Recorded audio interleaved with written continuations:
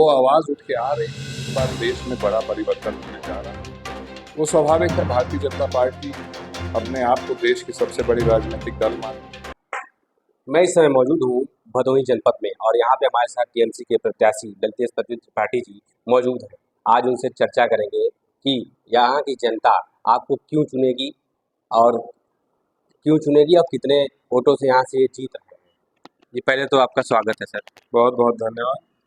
और निश्चित रूप से आपने जो कहा, यहाँ की जनता, भदोही की जनता और साथ ही साथ उत्तर प्रदेश की जनता इस बार बदलाव के लिए मतदान करने जा रही है।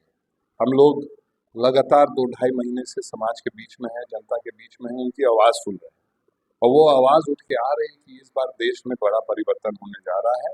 उस परिवर्तन की आंधी में और हम लोगों के सारे समाजवादी पार्टी के कार्यकर्ताओं के मेहनत से, कांग्रेस पार्टी के मेहनत से, आम आदमी पार्टी के कार्यकर्ताओं की मेहनत से, जन अधिकार पार्टी और इंडिया गठबंधन के सारे दलों की मेहनत से निश्चित रूप से भदोही से एक बड़ी जीत दर्ज होने जा रही है। सर ये बताएं कि यहाँ पे विनोद बिंद भी लड़ रहे हैं जो कि बिंद का यहाँ का बाहुबली क्षेत्र है, यहाँ माना जाता है, तो ऐसे में क्या है। अब आप जब निकलिएगा क्षेत्र में तो भाजपा लड़ रही है। लोग प्रत्याशी के बारे में, लोग प्रत्याशी का नाम भी नहीं ले रहे हैं। ज़्यादातर लोग जो उस पक्ष में हैं वो भाजपा को वोट देने के पक्ष में हैं और वो स्वाभाविक है, भारतीय जनता पार्टी अपने आप को देश की सबसे बड़ी राजनीतिक दल मानती है। बड़ा उनके पास देश और प्रदेश में सरकार है, बहुत ताकत है, तो स्वाभाविक है कि जो भी प्रत्याशी उससे आता है वो लड़ता है। मगर प्रत्याशी के बारे में अगर आप देखिएगा तो कोई विशेष चर्चा नहीं हो रही है, जबकि इंडिया गठबंधन के साथ साथ मेरी भी उतनी चर्चा हो रही है। किसी न किसी कारण से समाजवादी पार्टी का बहुत बड़ा हाथ है। उन्होंने जिस तरह से जन जन तक और विशेष करके जो अपने कार्यकर्ताओं के बीच में मेरे बारे में उन परिचय दिया है, वो कहीं ना कहीं उसका लाभ मिल रहा है मुझे। तो माना जाए कि क्या आपको यहाँ की जनता क्यों वोट करेगी, क्या करेंगे, प्राथमिकता क्या रहेगी। सबसे अब बड़ी सवाल यही रहती है कि लोगों के लिए प्राथमिकता क्या करेंगे, क्या काम करेंगे। देखिए, ये एक बहुत अलग तरीके का क्षेत्र है। 2 विधानसभाएं इलाहाबाद की हैं, वहाँ की प्राथमिकताएं, वहाँ की ज़रूरतें अलग हैं। भदोही जिला 3 विधानसभा यहाँ की है, यहाँ की भी ज़रूरतें, यहाँ की भी प्राथमिकताएं अलग हैं। भदोही जिला नया जिला बना था, यहाँ पे तेज़ी से विकास होने के लिए ही ये बनारस से अलग हुआ था और दुर्भाग्य से, क्योंकि पिछले 10 साल से डबल इंजन की सरकार होने के बावजूद भारतीय जनता पार्टी के जो सांसद जीत के गए थे, चाहे वो पार्टी उनको बोलने का अधिकार नहीं देती है, चाहे उन्होंने इसको वो ज़रूरत उनको महसूस नहीं हुई कि इस जनपद की आवाज़ बन के वो सदन में जाके इस जनपद की आवाज़ उठाएं, ये जनपद पिछड़ते गए। आज इस जनपद का मुझे लगता है कि 2024 में भदोही का नंबर आना चाहिए कि अब भदोही का विकास हो, लड़ाई भदोही लोकसभा की हो और भदोही लोकसभा कैसे आगे बढ़े, कैसे ये ऐसा लोकसभा है जो प्रयाग और काशी के बीच में बसा हुआ है। स्वाभाविक है कि वो बड़े सेंटर है, मगर भदोही अपने आप में अपना अस्तित्व रखता है। ये लोकसभा जो है, मुझे लगता है कि पूरे पूर्वांचल में उन गिने चुने जिलों में से है जहाँ से बहुत बड़ी मात्रा में एक्सपोर्ट होता है। इसको कुछ प्राथमिकता मिलनी चाहिए, यहाँ के लोगों को कुछ प्राथमिकता मिलनी चाहिए, यहाँ के लोगों का विकास हो, ताकि वो उद्योग जो यहाँ पे पूर्व में स्थापित है वो कैसे आगे बढ़े। और निश्चित रूप से 2014 में देश के नौजवानों ने भाजपा का साथ इसलिए दिया था क्योंकि एक सपना दिखाया गया था कि तेजी से औद्योगिकरण होगा और विशेष करके क्योंकि प्रधानमंत्री से सटा हुआ क्षेत्र है, तो हो सकता है कि यहाँ के लोगों को भी उस औद्योगिकरण का लाभ हो। औद्योगिकरण के नाम पे कुछ हुआ नहीं 10 साल में। 10 साल पर्याप्त मौका होता है। हम लोग भी, चाहे कांग्रेस हो, हम लोग भी 50 साल तक देश और प्रदेश में हम लोग की सरकार चली थी। 3 फैक्ट्री हम लोग ने भदोही में बनाने का काम किया था। इंदिरा मिल भदोही में, कंबल फैक्ट्री गोपीगंज में और औराई की चीनी मिल। औराई की चीनी मिल का वादा था इस सूबे के मुख्यमंत्री का, उनका हेलीकॉप्टर उतरा था, उन्होंने कहा कि आप हमको जिताइएगा, हम चीनी मिल चालू करेंगे। उस बात को भी अब 2 साल बीत गए, कहीं वहाँ पे रंगाई पोताई का काम नहीं शुरू हुआ, चीनी मिल तो चालू हुई दूर की बात है। लगता है कि वो अपने वादे को भूल रहे हैं।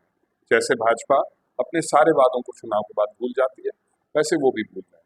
ये सारी लड़ाई लड़ने का वक्त आ गया है। भदोही में कालीन उद्योग तो है ही, साथ ही साथ कुछ लोग ऐसे हैं जो कालीन उद्योग में काम नहीं कर सकते हैं। उनके लिए भी एक वैकल्पिक व्यवस्था होनी चाहिए। नौजवानों को रोजगार देने की एक व्यवस्था होनी चाहिए। यानी आप भदोही में नौजवानों को देने, मतलब जो भी रोजगार बेरोजगार घूम रहे हैं उनको रोजगार देंगे, यही? हम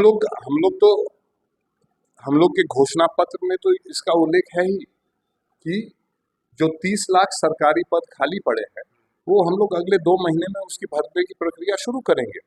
तो 30 लाख सरकारी पद भरने लगेंगे तो देश के नौजवानों को रोजगार मिलेगा। साथ ही साथ ये लड़ाई लड़ने वाला साथी चाहिए जो यहाँ पे भी कोई बड़ा उद्योग, जैसे ओराई चीनी मिल थी, उस तरह का कोई बड़ा उद्योग खींच के यहाँ पे लाए। सर ये बताएं कि भदोही क्यों चुना आपने? आपको पार्टी ने यहाँ से क्यों चुना? और भी जिले हैं।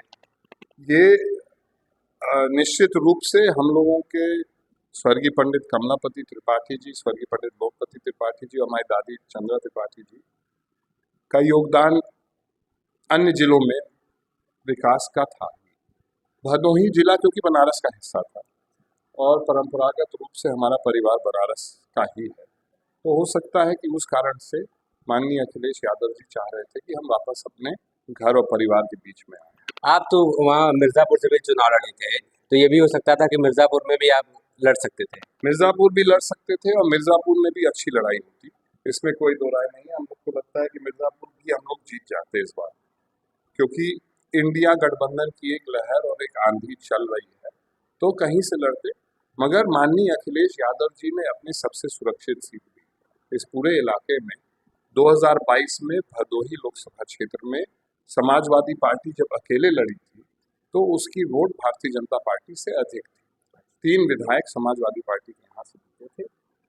ये मुझे लगता है कि यहाँ पे भेजने का कारण ये था कि माननीय अखिलेश यादव जी और माननीय ममता बनर्जी दोनों लोगों के संबंध अच्छे हैं। मेरे लिए हो सकता है कुछ बड़ा सोचा हो उन लोगों ने, इसीलिए कहा कि एक अच्छी सीट दे के लड़ा के इनको जिता के भेजे। मैं उनका आभारी हूँ कि उनकी सोच हमारे लिए अगर ऐसी है, और निश्चित रूप से भविष्य तो कोई देखा नहीं है, मगर ये मुझे पूरा भरोसा और यकीन है कि भदोही की आवाज़ बन के मैं भविष्य में यहाँ की लड़ाई, चाहे सड़क पे लड़नी हो चाहे सदन में लड़नी हो, मैं वो लड़ाई लड़ूंगा। अच्छा, हमारे चैनल के माध्यम से यहाँ के जो भी भदोही के नागरिक हैं, रहने वाले हैं, इनसे क्या कहना चाहेंगे आप? मैं उनको सिर्फ और सिर्फ धन्यवाद देना चाहूँगा। जिस तरह का स्नेह, प्रेम और अपनापन पिछले 2-2.5 महीने से जिस भी गांव में गया हूँ, जिस भी व्यक्ति से मिला हूँ, जो मुझे मिला है, मुझे भरोसा नहीं था जब भदोही का नाम आया था कि इस तरह का यहाँ पे वातावरण और माहौल मिलेगा। मगर जिस तरह का स्नेह प्रेम मिला है, ये दिखाता है कि हम लोगों के नाते और रिश्ते यहाँ के लोगों से कितने पुराने हैं। उनको और मजबूत करने का ये आशीर्वाद मुझे मिला है राष्ट्रीय नेतृत्व से। ये रिश्ते और नाते मजबूत हों, इनको हम लोग भविष्य के लिए मजबूत बना के रखें। यही हमारी राजनीति की बुनियाद है, यही हमारी सीख है, और यही हम यहाँ के लोगों को वचन देते हैं कि जो रिश्ते और नाते हम लोग के जुड़ रहे हैं, उनको हम मजबूत बना के रखेंगे और उन पे कोई किसी तरह का आँच ना आ पाए, ये हमारी जिम्मेवारी रहेगी यहाँ के प्रतिनिधि के लिए। ये थे टीएमसी प्रत्याशी लतेश त्रिपाठी, और इनका कहना है कि भदोही जनपद से मैं जीत रहा हूँ, और जीतने के बाद पहली प्राथमिकता हमारी ये रहेगी कि यहाँ जो भी बेरोजगारी है, जहाँ भी जितनी भी बेरोजगारी है, उसको हम दूर करेंगे। तो ऐसे ही वीडियो देखने के लिए बने रहें TV7 के साथ।